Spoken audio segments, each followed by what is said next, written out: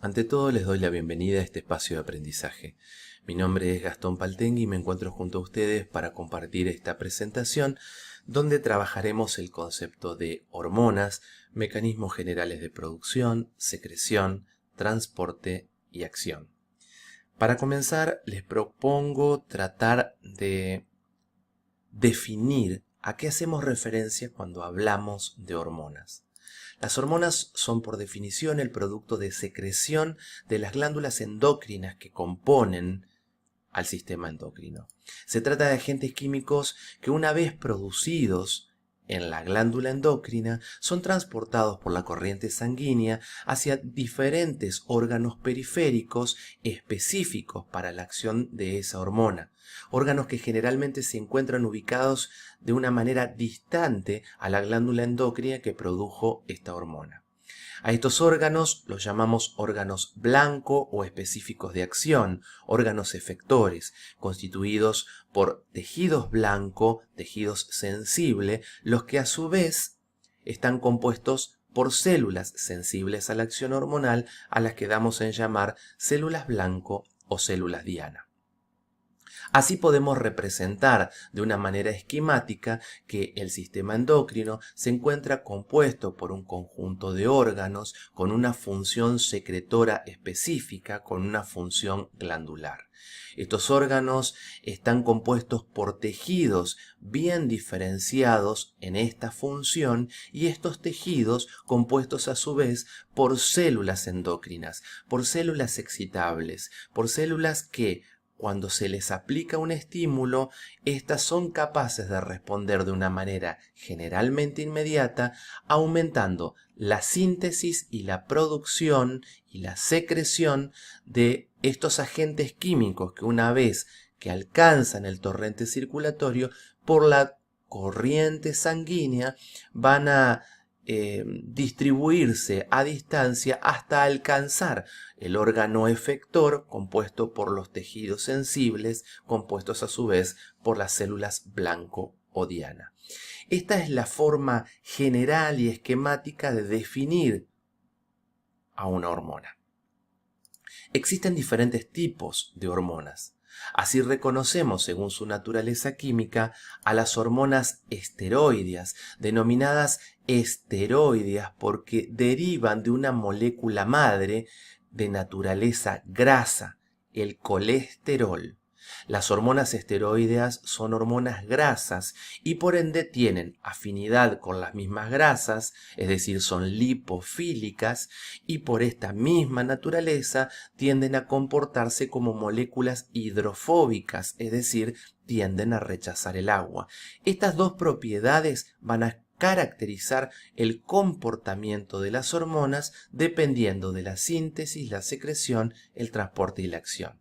De la misma manera, para las hormonas proteicas, es decir, aquellas que se encuentran constituidas por secuencias aminoácidicas, en donde hay una mayor afinidad por el agua que lo que tenían particularmente las hormonas esteroideas.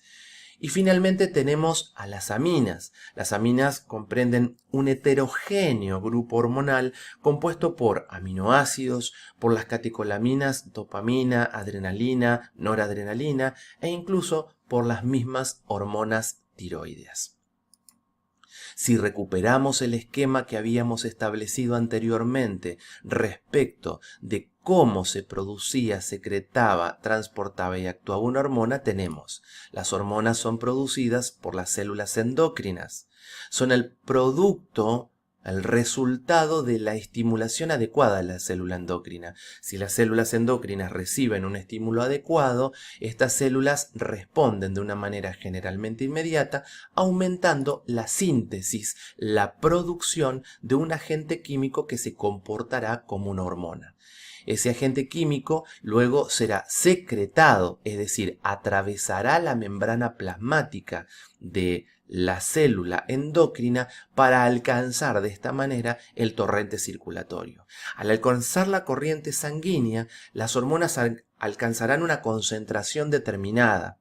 Necesitarán o no de un transportador plasmático que permita a la hormona vehiculizarse a lo largo de la corriente sanguínea para alcanzar a distancia los órganos efectores, los órganos blancos específicos de acción, compuestos por los tejidos sensibles a las hormonas y compuestos por las células sensibles, también llamadas células blanco o células diana, sobre las cuales la hormona tendrá su acción.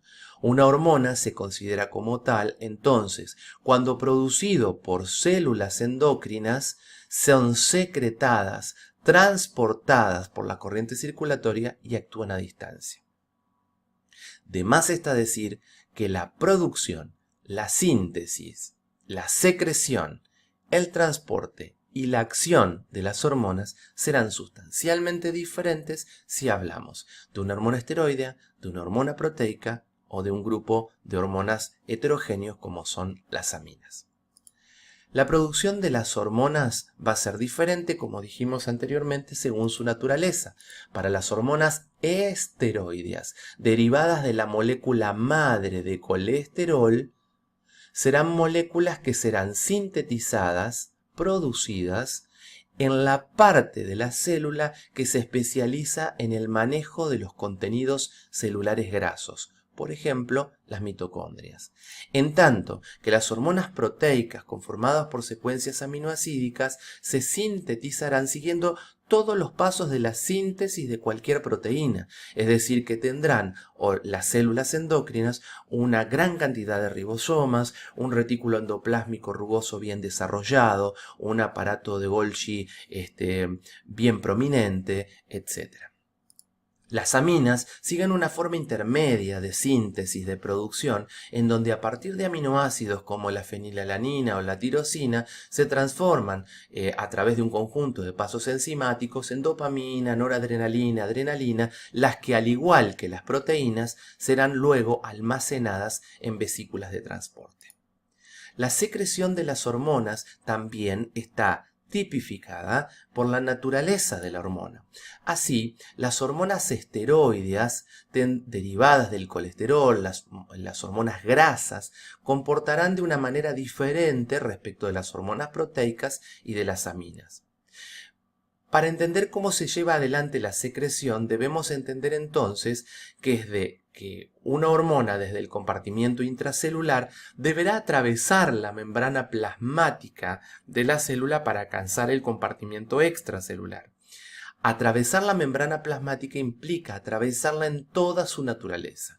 Y si recordamos que la membrana plasmática es una doble capa de lípidos con proteínas intercaladas o unidas a ambas superficies y restos de hidratos de carbono unidos a las proteínas formando glicoproteínas, unidos a los lípidos formando glicolípidos, vamos a entender entonces que la naturaleza de la hormona es grasa.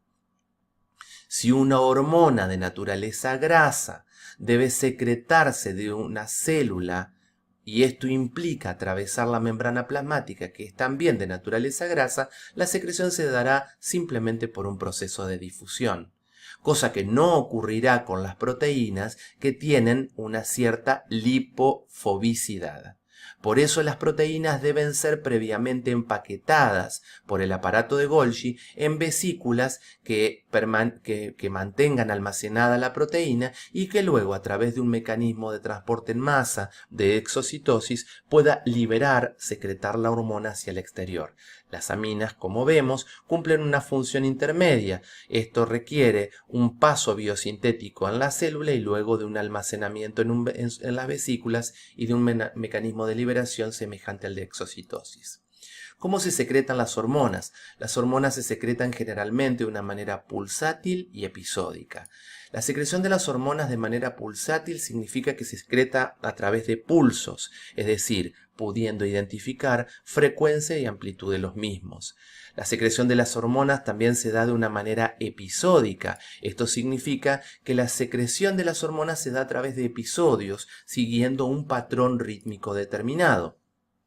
Se reconocen diferentes ritmos de secreción hormonal. Así hablamos de un ritmo de secreción circaoral, de un ritmo de secreción ultradiano, de un ritmo de secreción circadiano y de un ritmo de secreción circanual. Hablamos de ritmo de secreción circaoral cuando las hormonas se secretan una vez por hora, ultradiano cuando la secreción se da a intervalos mayores de 1 hora pero menores de 24, circadiano cuando la hormona se secreta una vez por día y circanual cuando la secreción ocurre una vez por año. Una vez secretadas, las hormonas alcanzan entonces el torrente circulatorio y deberán ser transportadas a lo largo de los vasos sanguíneos. Ese transporte plasmático se dará en el medio en el que se encuentran.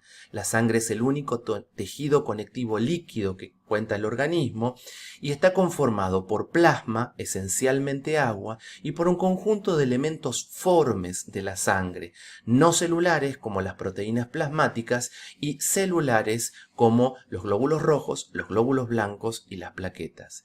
Si la hormona que alcanza el torrente circulatorio es una hormona de naturaleza esteroidea, es una hormona de naturaleza grasa, va a tener una tendencia a la hidrofobicidad, o sea, a rechazar el agua. Por ende, las hormonas esteroides van a requerir de un transportador plasmático, del uso de alguna de las proteínas plasmáticas para hacerlas solubles en la fase acuosa continua del compartimiento intravascular. Las hormonas proteicas, como tienen más afinidad con el agua, no requerirán transportadores plasmáticos, en tanto que para las aminas su comportamiento va a ser heterogéneo e intermedio. ¿Cómo actúan luego que llega una hormona a su órgano efector, a su tejido sensible, a su célula blanco o a su célula diana?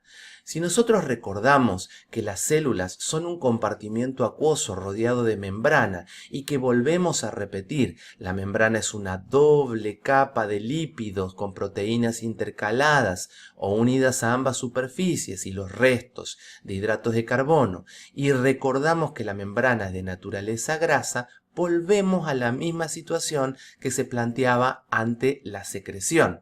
Las hormonas esteroideas, al ser de naturaleza grasa, cuando llegan a la membrana difunden libremente la membrana plasmática y actuarán a través de receptores específicos que se encontrarán a nivel citoplasmático o a nivel nuclear.